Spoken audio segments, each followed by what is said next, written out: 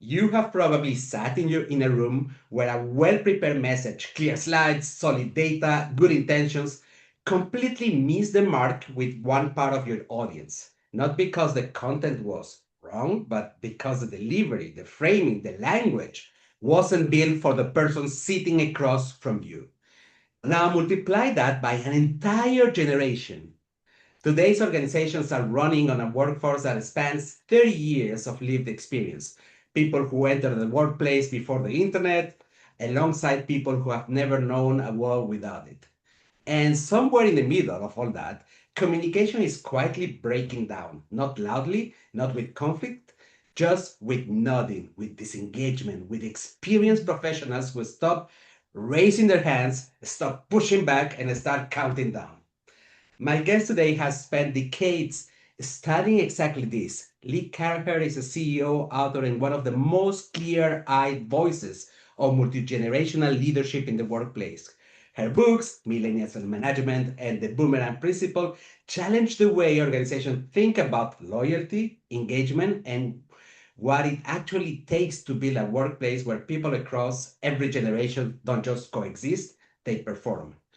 And today we are going to deep down on a question that I think is underestimated in most corporate cultures. Does age change the way you need to communicate to have real impact? Not as a stereotype, not as a box to tick, but as a genuine leadership skill. If you manage experienced professionals, if you are navigating a multi-generational team, or if you have ever felt like your message just didn't land the way you intended, this conversation is for you. Lee, welcome to the Growth Hacking Culture podcast. Thank you so much, Ivan. I'm so happy to be here. Really, it is a pleasure because the topic itself is like I wanted it because it's talking to me. Today, in my 50 plus, let's call it like that, Mhm. I have different ideas and I try to understand a little bit better if my brain has changed. Sometimes I envy this Ivan back in the days when I was 20, 25, and I had this difference of thinking, of acknowledging this excitement. And now some people call it wisdom, but we are different. And Mhm. and I'm even thinking, Leah, I have to be open about it, to write a book about the brain of someone in the 50s and what does it mean for the Mhm. workplace. And this conversation that we're going to have, you and me, Mhm. think that is going to be good in order to open my eyes versus a lot of bullshit that we say about these people in the 50s. So true. So true. It's a story of all time, right? This is not a new phenomena. This has been, Aristotle. We could go back. I mean, as a student of history, you know that every generation is blamed. So, So this is not new. It's just we're living through it. So it feels different for us. Lee, I have a first question for you. So, Yeah. you have spent decades in this intersection of leadership and communication, and your work keeps coming back with this uncomfortable truth.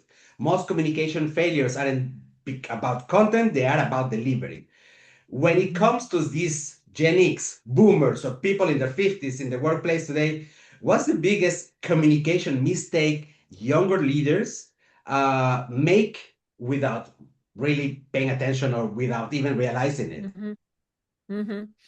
I think a few things. One is although we are, each generation has its own language. So based on how they grew, and I'll just be generational on it, not because we could do other things. But, if you grew up in the internet or without the internet, or internet was in the middle of we have different definitions of things. So I'll give you an example. In this country, we say end of day.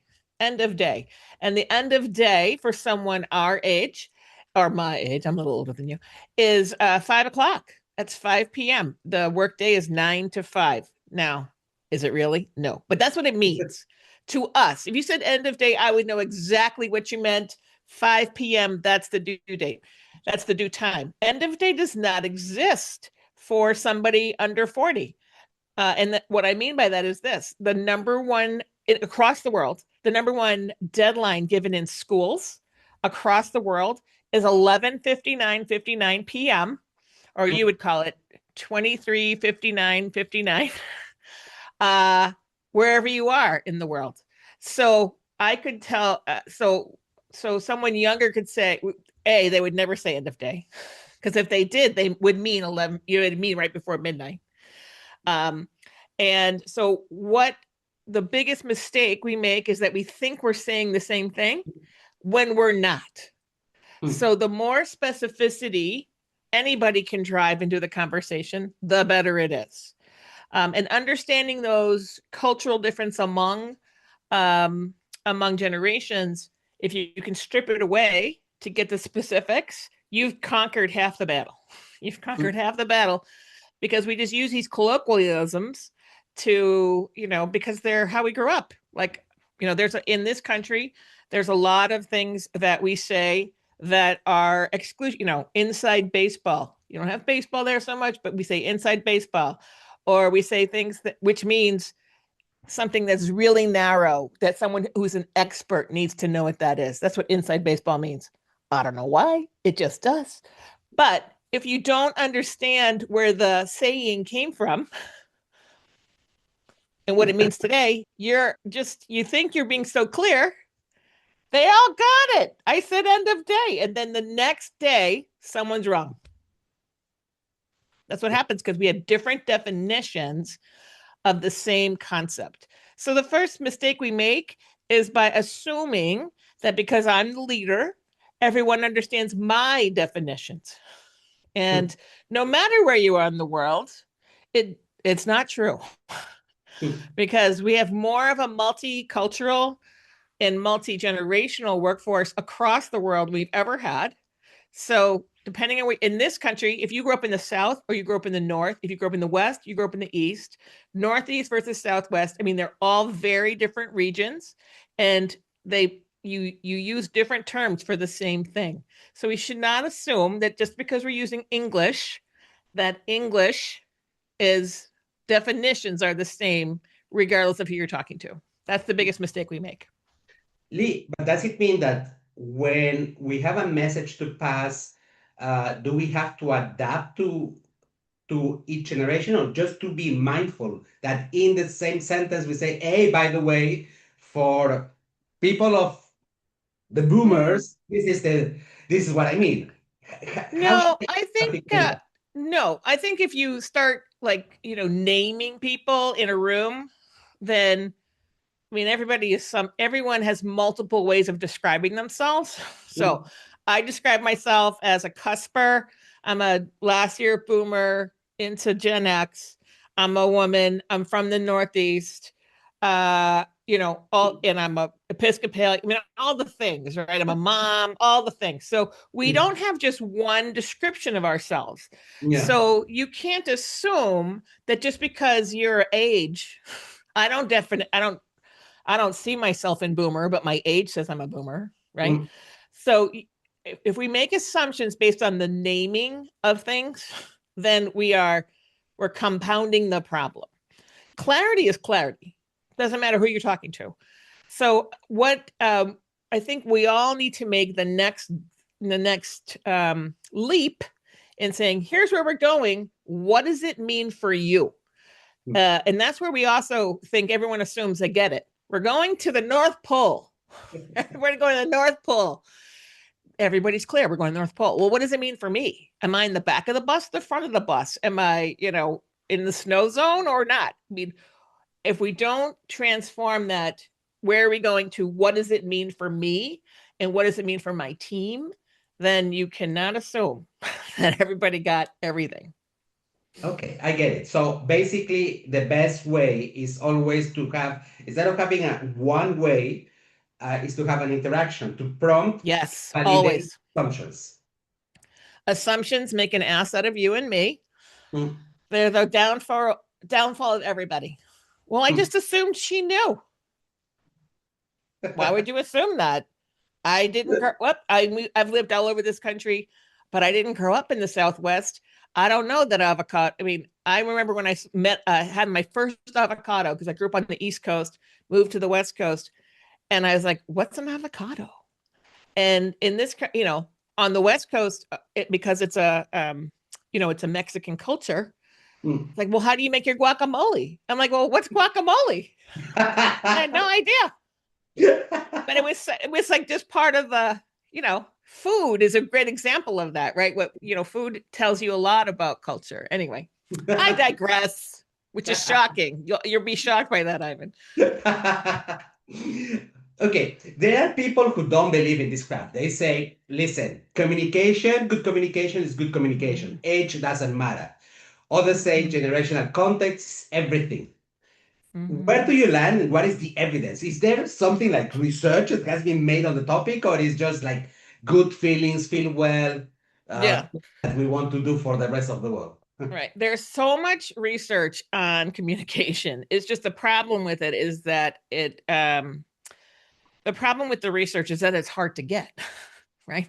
Because it depends on human output and human input. So it's not even. What we know, so I'll give you a good example. What we know is that teams and people who feel highly appreciated in their work outperform those who don't. So how do you get to appreciation? So if you feel like you are appreciated in your job, you will actually bring more value to your job than the person next to you who does not feel appreciated.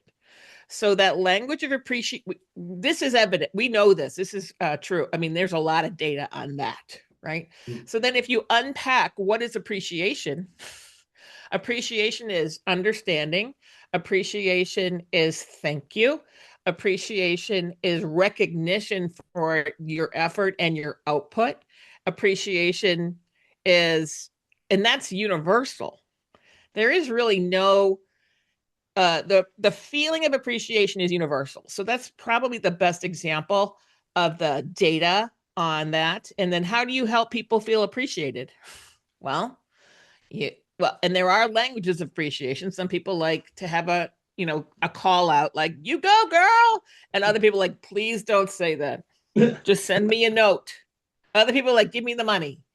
Other people like, well, just spend more time with me. There are definitely languages of appreciation, but the feeling of appreciation is universal, and the impact of appreciation on the bottom line is also universal. So if we look at that, then it really doesn't matter who we're talking to as long as we're clear and people understand where they sit in the organization, how they can contribute, and how they will be valued. So I don't, and it's true that there are problems with among generations, in between generations, but most of that, I think, one is clarity, which is the specificity I just talked about, right?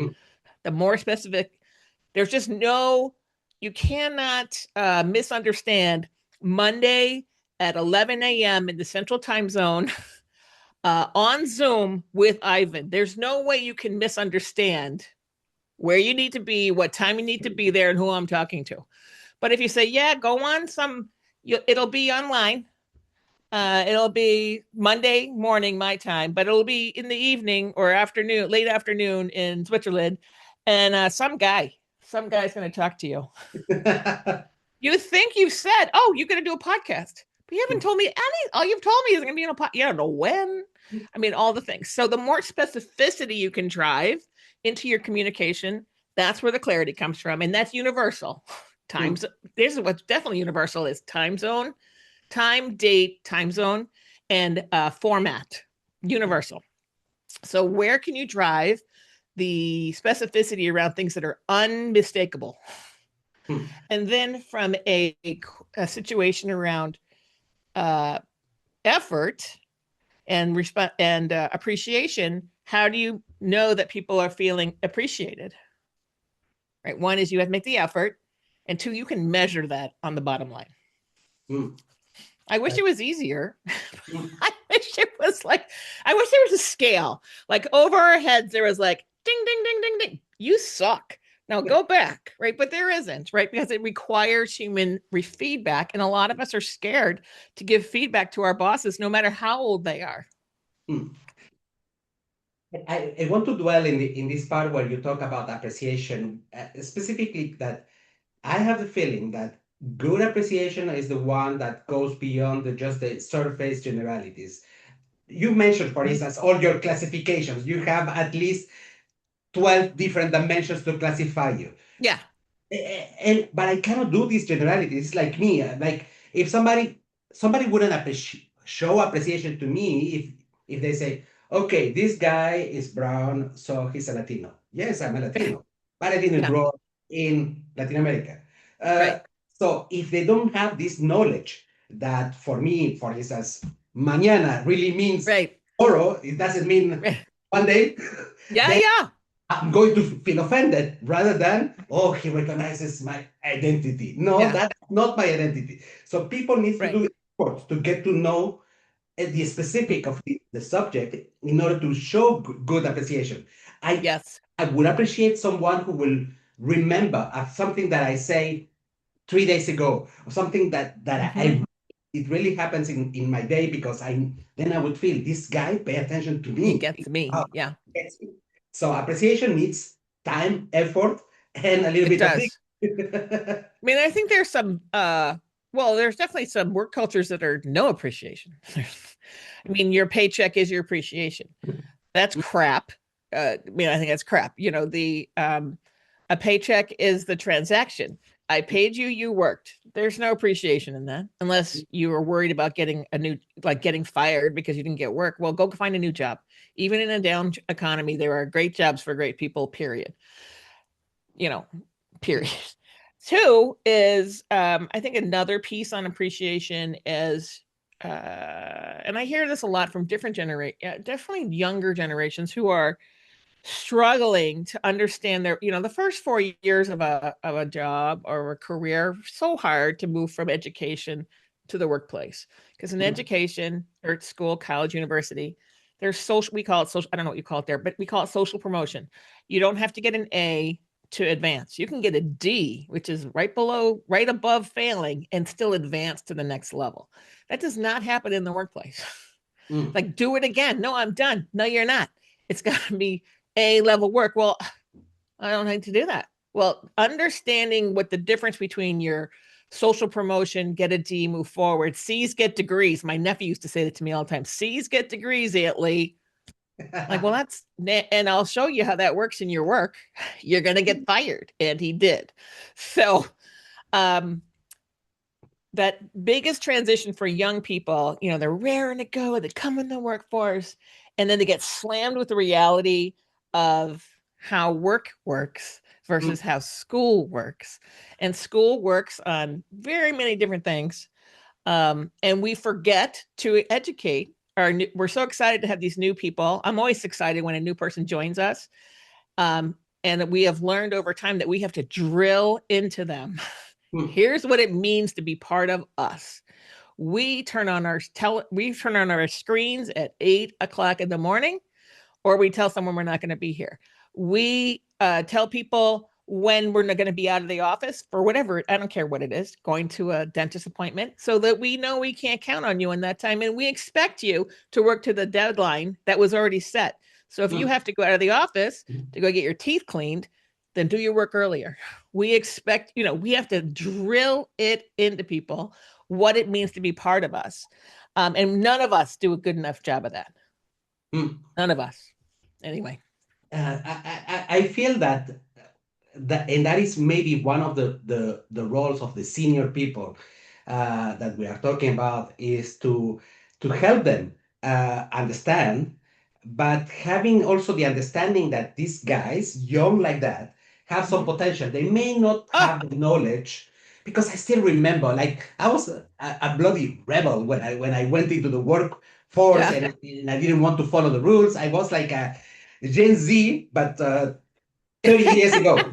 Yeah, yeah. And so I needed somebody to make me understand the rules of the game, but I guess also they need Gen Zs need to have the or Alpha very soon Hmm. need to have the possibility to be listened because sometimes Absolutely.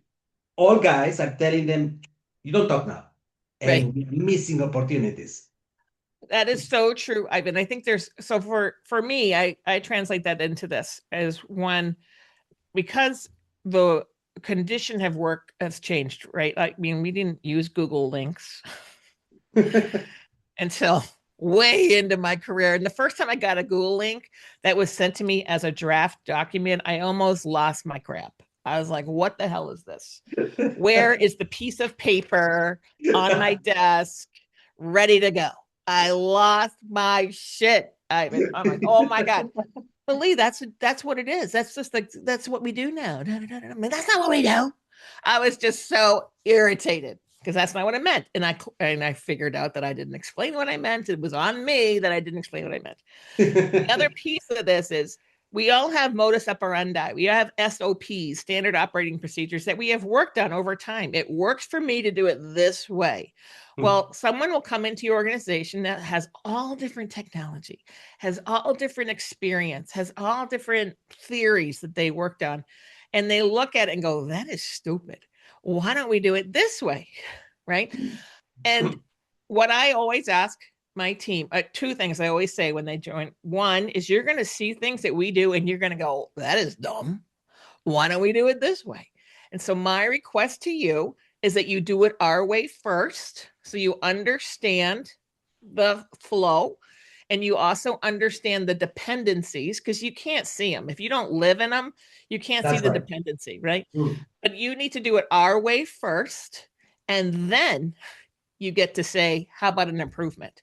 But if you have not done it our way first, you have no say, none. But I want to hear your improvements because I know we can improve. I was that person. I mean, how many times did I upset the apple cart on that? Because I was like, this is dumb. And then I screwed myself up, right? Because I didn't understand. Well, that has to go to Joe first. And then Joe's going to give it to Sally. And Sally's going to like sit on it for 3 days. So what we do is we circumvent all that by doing it this way. You cannot see that on a piece of paper, right? So what I always ask people, I'm like, I know you're going to have good ideas. I know you can improve the way we do things. Do it our way first. And then let's talk about it. Because that way, at least you're acknowledging that they're going to have good ideas. You're giving them permission to give you that feedback, but you're giving the condition that they have to understand how it's done first, and then they can improve it. They can't just come in and like willy-nilly say, that's dumb. Well, they can, but you shouldn't say it out loud. Because you're just going to, I mean, the thing that happens a lot in generations, right? Well, that's stupid. They're so old. They just do it the old way. Well, we're also experienced. We've also lived there. And we always say, been there, done that, have a lot of t-shirts, right? I got a t-shirt with that. I got so many t-shirts. I've been, oh my God. So we've lived the experience. So how can you demonstrate to your younger staff who may never have had this feedback yet? They may never have had this feedback that we want your energy. We want your new ideas. We want your concepts, but we really need you to understand how we do things first so that you can improve them, not just absolutely change them. Because the outcome needs to be the same or better. You're not changing something to get a worse outcome. You're changing something to get the same outcome with more efficiency or a better outcome with more efficiency. You're not, no one's like giving up efficiency for an outcome ever. Right. But a lot of young people don't know that because they've never had to live that because they got C's and B's and they still graduated. Exactly. I love this. I have some thoughts. I love this message about how we should make it possible to live an experience by another generation, and still we have the role of transmitting and making it better with them. Yeah. But they have to go through. It's the experience who's going to determine the quality of the outcome. Then they have a benchmark. Then they know what is the that's right. The benchmark, right? Yeah. So I'll give you an example of that. In my agency, we're a PR firm. We work for clients. At the end of every month, we send an activity report. It's like, what did we do? And what were the outcomes? None of our clients read this document. None. They don't read it. And everyone's like, and usually I'm like, Lee, no one reads this. Why do we have to do it? I'll tell you why we have to do it. Because our client will get a new job and someone else will come in. And the first thing they're going to say is, who's this agency? What are they doing for us? And we need to have the throw weight so that whoever takes over, they basically have, here are all their expenses. Here are all the reports from the last month or the last 12 months. They're doing a great job. And basically for a new person coming to the job, they're like, okay, they're responsible, they're doing stuff, they're reporting their efforts, all the things. We've only, in 22 years, we've lost one client when the client got replaced. And no one can talk me out of the monthly status report because of that. Because we're giving the people what it does is prove to the internal people that the internal person is responsible with the effort and is managing the effort. So yeah, no one reads it in the day. You only read it when you're in trouble. They only get read when they're in trouble. So anyway. Lee, so getting back to our seniors. Yes. So neuroscience is telling us that purpose, meaning becomes a stronger motivator as people age. Yes. The what's the point question gets louder. And I went through that period. Mm-hmm. Does your experience working with organizations confirm that specific fact that we need more purpose when we are older? And how should leaders communicate purpose differently to a 50 years old man or woman than to someone at the start of their career? What's the difference in communication? Yeah. And is it really important, or just that's another thing that very important? No. Well, and I think there's a generational divide on that one issue. So people who are Xers or Boomers, they have come into purpose later in their careers than Millennials and Xers. So my first book, Millennials and Management, was written because I couldn't figure out Millennials, and I almost killed my company because I was just doing it my way or the highway, and they didn't work. A lot of people quit. So, and you have to remember that Millennials and Xers were raised by Xers. I'm sorry, Millennials and Zs are raised by Xers and Boomers. Yeah. So those kids. So my kid is a 28, so he's a Z on the edge of Z and Millennial. And his whole cohort goes, I don't want to buy you guys. Who wants to be you? Right? I want to do something that matters. Right. That was so prevalent in the 2015s, in the early 2010s or somewhere in there. Right. I want to do something that matters. I want to do something with purpose. And the people who are older, they just had a whole different environment of work. One, we had more of us boomers, so many boomers that we just had to do the grind. That's the way it worked. And technology comes in at Xers. When Xers come into the workplace, that's when technology changes. And so there's a big shift there. Xers also in Europe and in the United States, small cohort, really small generation. And that's because they were children of parents who were dual income, a lot in this country in particular. So we call them latchkey kids. They came home, they opened up the house, they were by themselves. So they're like, I don't want to be them. I don't know. Why would I want to be you? So the Millennials and the Zs are like, I want to make a difference. So they came into it right about the same time as Boomers and Xers are going, wait, I want a bigger purpose. So they've come into it differently in their career arc. Yeah. Number one. Number two, purpose matters. Purpose matters every day. And the reason purpose matters is when, I think that's generational. We understood X's. So people 45 to 65, let's just say it that way. 45 to 65, we came into purpose later in our careers. And we're like, God, this sucks. What am I doing? Right? Yeah, and we right? Hello. Yeah. What the hell am I doing? And then we come into it more with, okay, what is my purpose in life? And then how does my job fuel my own purpose in life? Our kids, Zs and Millennials, that was part of them growing up because they saw their parents go through it.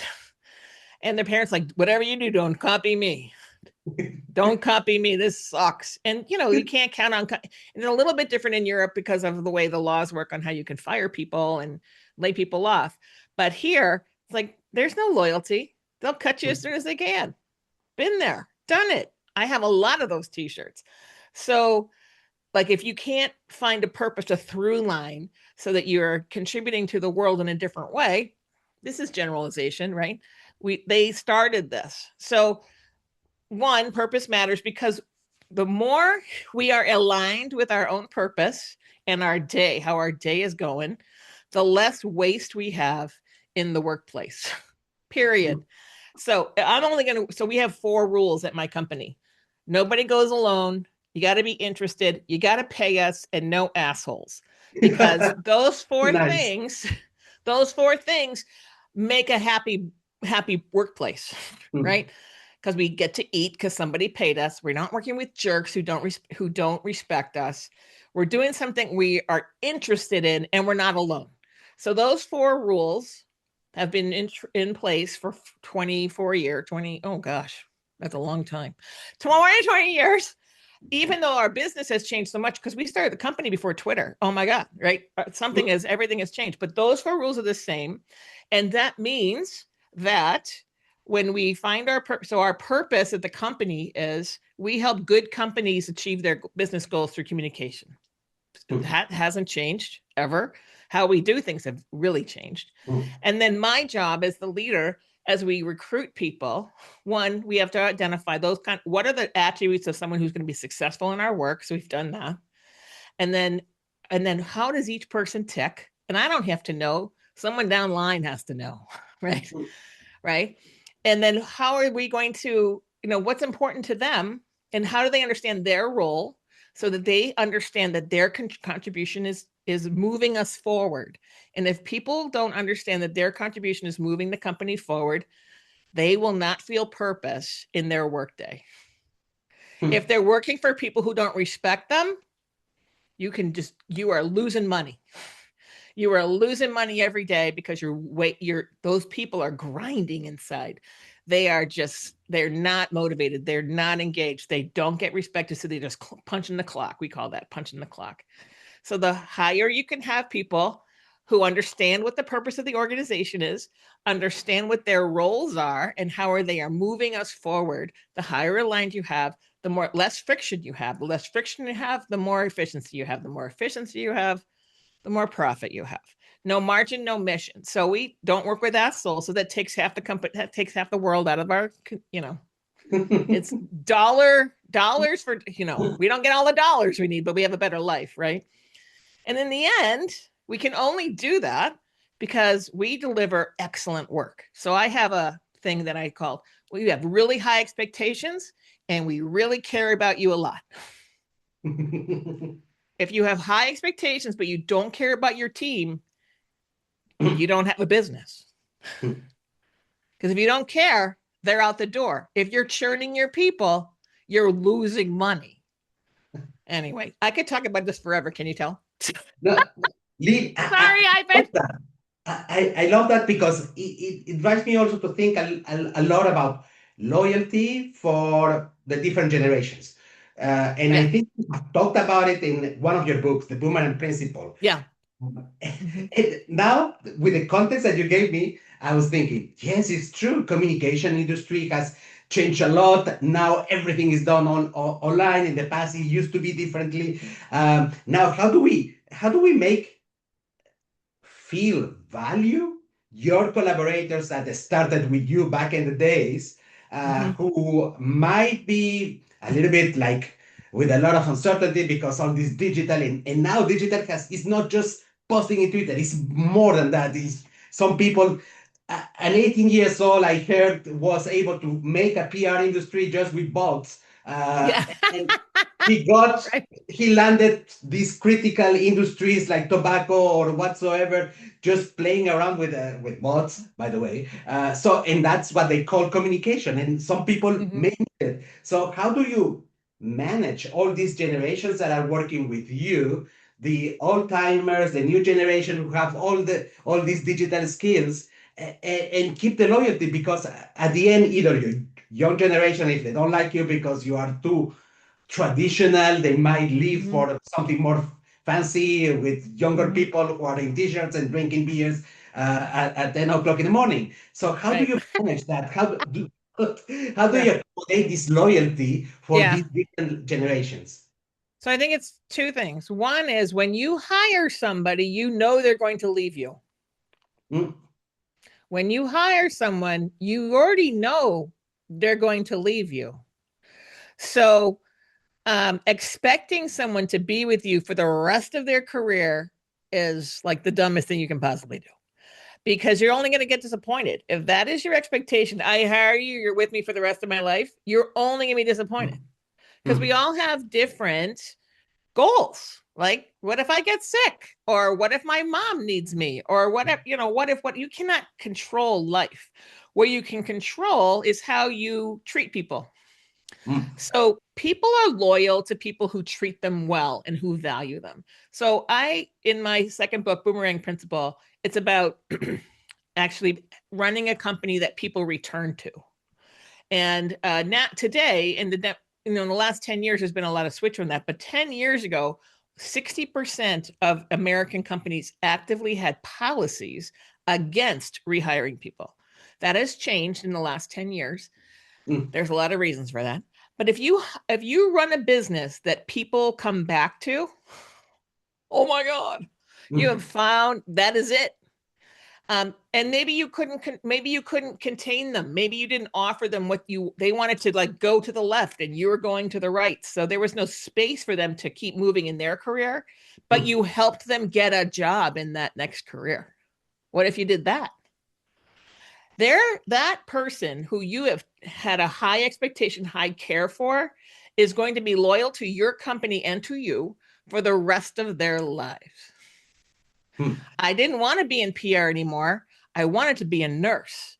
So I had to go back. This happened to us. So I had to go back to school and go get my nursing degree. But I was able to keep my job at Double Forte, and we changed the hours and I changed my role. So I still got my job. And then she graduated. She went on to be a nurse. That person has referred 5 people to us and 3 clients. That is the loyal act. The loyal act is doing something for you when you don't get paid for it, when there's nothing in it for you. That is the loyal act. And loyal acts come from high expectations, allowing people to move forward in their purpose in life, matching up as closely as you can to your company's purpose, understanding that you can't keep everybody caged in our society, in our free society, And then how do you highly align on it, right? So I want to be a nurse. Well, we're not a hospital. So, all right, well, what can we do to help you on that? And then I need you to train the person. You're going to have to hire the person behind you, and you're going to train them. And because that person didn't have to like go get a new job while she went to school, 5 people and 3 clients, duh. Hello, paid off. I didn't pay anything for that. Nothing. Exactly. So I think that you have to not think about the generation doesn't matter in that as much as what are we doing? How do people contribute? How do people get valued for their contribution? And how do we if you're not a lifetime learner, if you don't know how to learn, you're really curtailing yourself. We have to have lifetime learners in my company because communication is changing so much. So if you're not curious, you're not a lifetime learner, if you can't write a sentence, you're not going to work for us. But I think that's true for that's probably true for every career. Lifetime learner, because everything's changing. So I could learn and go, oh my gosh, I wanted to be an author. Well, I was the president of the company, and I didn't actually want to be an author. Someone offered me a deal to write that book, the first book. I'm like, all right. But from that, I've done a lot of other things around this whole concept, right? Of high expectations, high care, regardless of who you are, and high appreciation for everybody contributes. No matter who you are, no matter where you came from, no matter what your education is, you can all have a meaningful role wherever you are. Lee, as a leader, and with all this experience that you have got running your company, I wanted to understand. So we have these 50 plus years old employees somewhere in your company. We all claim that 50 plus have wisdom. Whatever it is, the definition, but in principle, is in the brain. It should be something like we do intercorrelations in order to understand better to have a better critical thinking so that we can take the right decision. So that's what we say is the stronghold of the 50 plus. Mm-hmm. The reality is that our brain also changes. So we sometimes have problems to understand when people are talking too quick. Maybe for some, it might be that, okay, I'm doing what I'm doing until I get retirement. So the level of agility is a little bit sucky. Or some of them, they have lost simply the confidence on themselves because they have been treated like shit by their bosses. And at one moment you stop. You say, okay, I will do what I have to do, and I come at 9, I leave at 5. I will do exactly the job that I'm paid for, nothing else. Even if I have great ideas, I will not give it, especially not to the young bastard in front of me. So need as a leader to have a specific set of skills to manage these 50 plus because supposedly they are wise, and we don't want to lose that edge, or it's simply life and we should just let go. If he's not motivated, he's not agile, he's not learning new stuff, okay, tough luck. One day. I have such a problem with this question, I know it's provocative, but I have that question in my head. No, but it's so true, right? Because the older you are, well, I don't know your system as well, obviously, a system. So in this country, the older, because of our healthcare process, which is very different than in Europe, right? The older you are, the more expensive you are, like by thousands of dollars a month, like thousands of dollars a month. So, so how you equate the value, how do you extract value from someone who's costing you more and may not be contributing more, right? Because they tripped over 60 and now they cost you 3 times as much in healthcare, or they tripped over 50 and they cost you double what they did at 49. Literally, that's what happens. Yeah. So how do you make sure? I think what we don't do enough, we don't arc people's careers so that they're the most valuable wherever they are. Where what we need to do, what we need to do is, how do we arc people to be the most valuable they are, no matter where they are in their own life? The most valuable thing that I have, gosh, 1, 2, 3. So my senior team, we're all sort of in the same zone, like late 50s, early 60s. And we're all going to retire on the same time because we're all the same age. So how do we make sure that we get the most out of us? The most important thing for us is that we don't go alone ever, that someone comes along with us to be the sponge, to take out, and also can also help course correct us if we're talking to someone who's 20 years younger than us, because we're doing all the time, and they can be the translator, right? And we just we're just obvious about it. And I have a small company, right? But you say, okay, Matt's going to go here. You're going to go with Matt. All right, your job is to not let Matt go off the rails. Your job is to sponge everything out of his brain that you can, right? And he's not going to follow up on that. You are. And then how do you map people through? And for women of a certain age, there's a whole body of knowledge about when women go through menopause, what changes in the body, what changes in your brain, all the things, right? So women have dealt with this forever. And men are just starting to deal with this, particularly white men here in this country, who are losing value as they get older, because in here, the population is less white than it ever has been. And it's younger, right? And it's more digital, it's faster, it's agility, it's all the things. So unless you're the boss and you can dictate it, how do you make sure that you're optimizing everybody? And then what's your responsibility to optimize yourself? Now, to your point, if you have a crappy boss who's like, doesn't let you change, doesn't let you evolve, doesn't help you learn, this is the conundrum. Can I go find a new job or not? And right now, it's very challenging for someone over 55 to find a job. The same job at the same rate, right? Very challenging.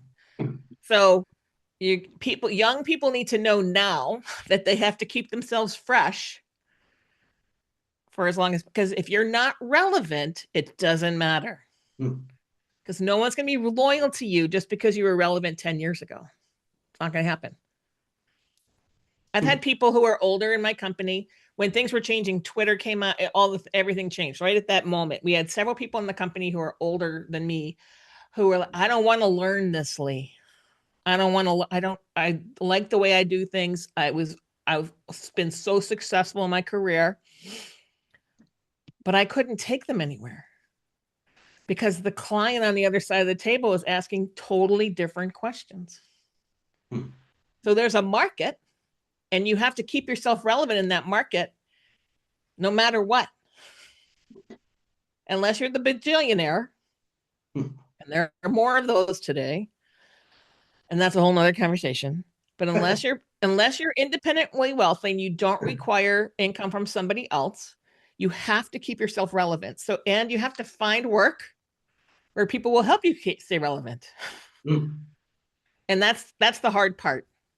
That's the hard part. Because what if you get a boss who's just an ass? Do it my way or the highway. This is how he always did it. Or no, everything's going to AI. Stop using Word. Write everything in the air, whatever it is, right? And then everything breaks.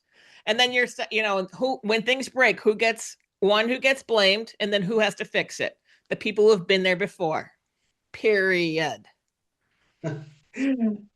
I feel this message really deep in my heart, and I really empathize that on the fact that there is a partial responsibility on the individual and partial responsibility, especially in the CEO up there, in order to make sure that their bosses are not a bunch of assholes. That is, but I do believe also that in the society we have been trained to believe that after a certain age, we cannot learn all stuff. I run a small experiment.